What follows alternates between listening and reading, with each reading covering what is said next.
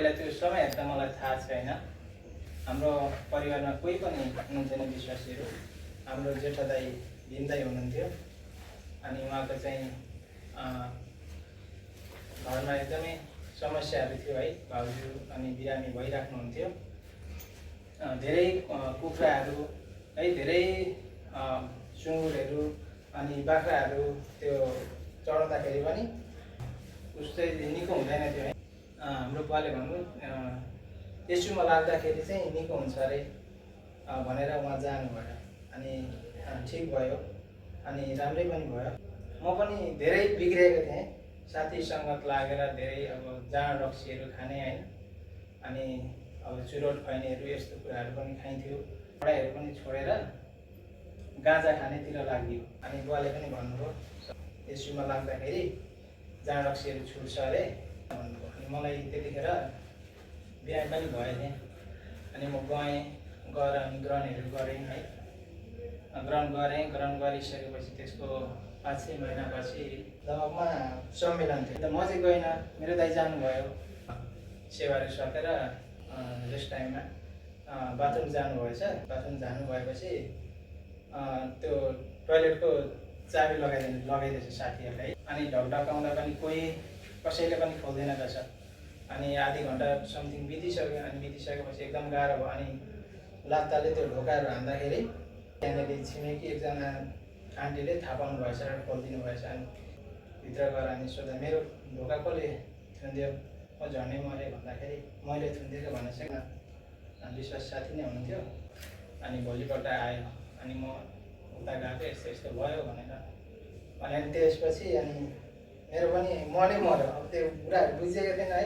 नबुझेपछि यो त यस्तो पो रहेछ, मार्ने पो रहेछ भनेर म चाहिँ छोडिदिएँ कि सेवा समिति छोडिदिएँ। अब हाम्रो घरमा परिवारमा जेठा दाइ मात्रै विश्वासी। अनि साइना दाइले पनि त्यस्तो भएपछि छोडिदिनु भयो, मैले पनि छोडिदिएँ। अनि म त्यसपछि अब निको भएपछि पहिला निको भन्ने हो छोडिदिएँ। मैले पनि गएन। अनि नगएपछि अनि विदेश आएँ। 2018 नोभेम्बर 5 तारिकको कतार प्रवेश भएँ। एउटा सानो बाइबल चाहिँ मैले लिएर आएको थिएँ। त्यो बाइबल पढ्दै गएपछि चाहिँ मनमा पनि शान्ति, एकदमै आनन्दित हुने, निद्रा पनि मजाले लाग्ने है। अनि त्यस्तो हुँदै गयो। हुँदै गएपछि अनि त्यसै समयहरू बित्दै गएपछि अनि घरमा अब बुवा पनि एकदमै सिरियस बिरामी हुनुहुन्थ्यो। अनि सुगर पेसेन्ट हुनुहुन्थ्यो बुवा। अनि सुगर पेसेन्ट भएपछि अब पहिला नै अङ्कलहरूले, हाम्रो एमपी अङ्कलहरूले भन्नुभएको सुसमाचारहरू सुनाउनु भएको। मेरो बुवालाई लाग्नु भएको थिएन होइन, पाउनु भएको थिएन। अनि जब साह्रो भयो अनि अब दुइटै किडनीहरू पनि सकिएछ।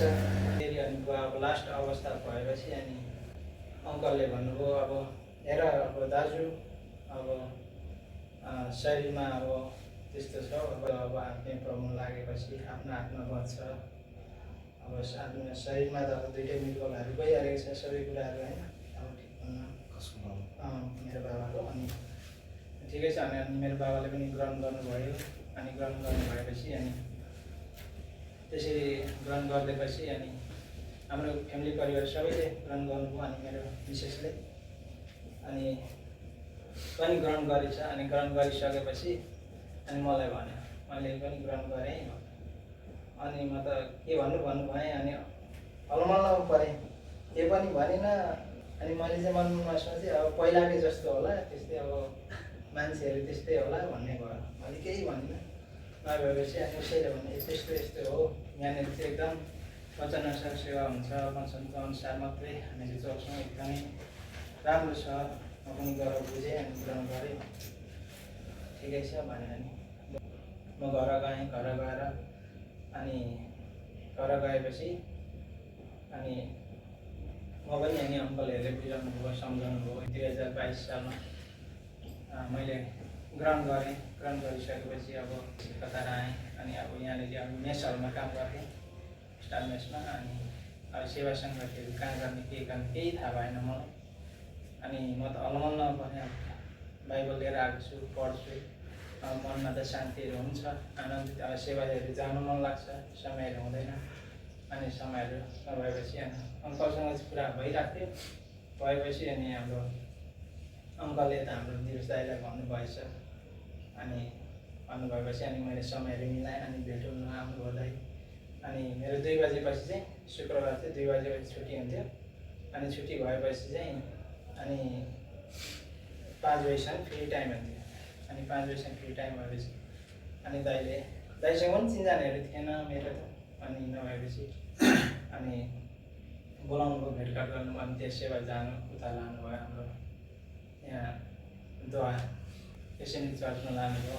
अनि मेरो प्रतिज्ञा चाहिँ यसै 55:5 गरिदिनुहोस्। र जुन जातिलाई तिमी जान्दैनौ त्यसैलाई तिमीले बोलाउनेछौ, अनि जुन जातिहरूले तिमीहरूलाई चिनेका छैनन् तिनीहरू परमप्रभुतिर परमेश्वरको कारणले इजरायलका पवित्र जनको कारणले तिमी कहाँ दगोरी आउनेछन्, किनकि उहाँले तिमीलाई महिमित तुल्याउनु भएको छ।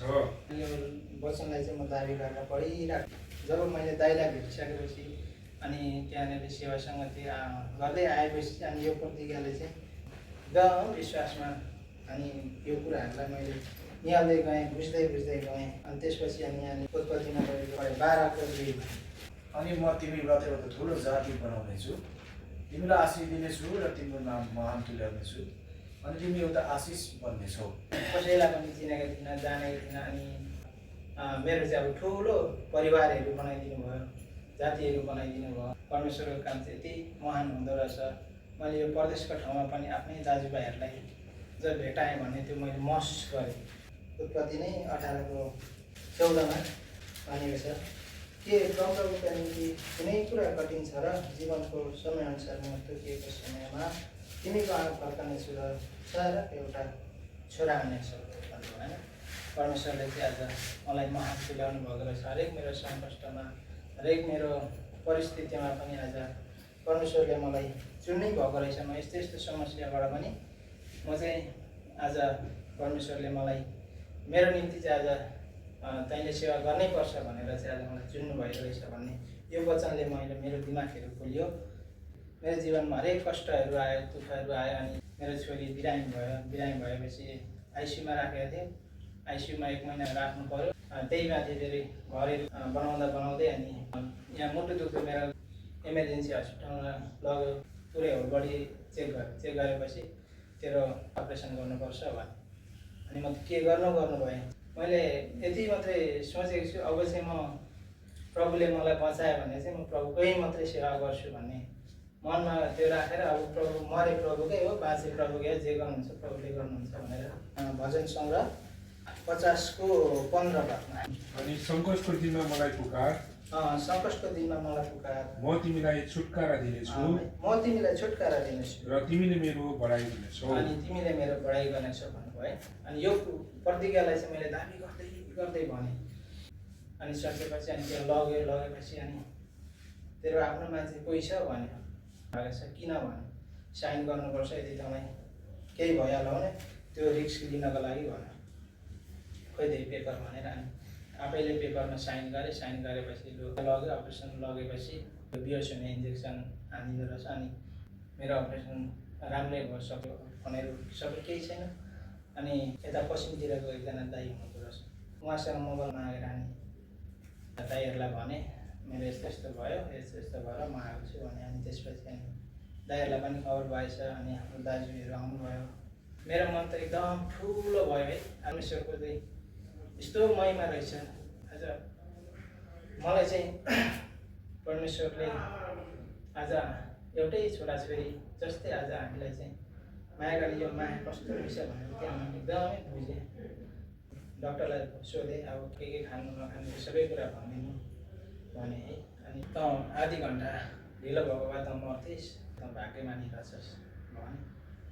अनि त्यसपछि त्यो डक्टर गएपछि 1 महिनापछि अनि ड्रेसिङ गर्नु लगेपछि अनि छुट्टी जाँदैन, यतै हल्का फुल्का कामहरू दे, झाडु पोछा मार्छु भने कम्पनीलाई। अनि यहाँनिर खानाहरू राम्रो छैन, ठिक छैन खानाहरू, अनि ठिक छैन त भरे जा, राम्रोसँग उपचारहरू भएकै छ, खानपिनहरू राम्रो खा आफ्नो शरीर राम्रो भयो भने भोलिको दिनमा पाउन सक्छस् जा भने अनि फेरि अर्को आइसीमा राखेको छ समस्या अब घर बनाइरहेको छु आफू छ यस्तो अब घर कसरी बनाउनु त्यो समस्या भयो त्यो भएपछि अब ल ठिकै छ म घर जान्छु अनि मैले सोचेँ जे हुन्छ सबै कुरो राम्रोकै लागि हुन्छ भनेर प्रार्थनाहरू गरेँ प्रार्थनाहरू गरिसकेपछि अनि त्यसपछि यहीँनिर बत्तिसमा पनि लिएँ होइन अप्रिल 12 तारिक